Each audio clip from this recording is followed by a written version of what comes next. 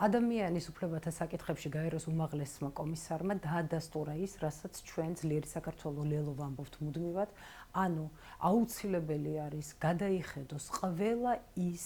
რეპრესიული კანონმდებლობა, რაც იქნა მიღებული ბოლო პერიოდის განმავლობაში და რომელიც ძალიან დიდ შავ ლაქად აწევს დღეს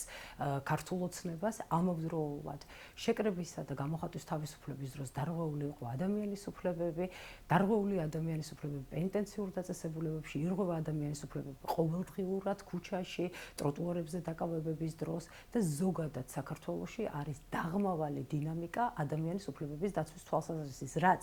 არის ნამდვილად შავი ლაქა რეპუტაციულად ჩვენი ქვეყნისათვის, ბურთი არის ქართული ოცნების მხარეს, აუცილებელია გადადგან ნაბიჯები იმისათვის, რომ ამ ქვეყანაში გამოსწორდეს მდგომარეობა და არ დავრჩეთ ასე შერცხვენილები, როგორც ქვეყნის შიგნით, ასევე ქვეყნის გარეთ, იმის გამო, რომ ქართული ოცნება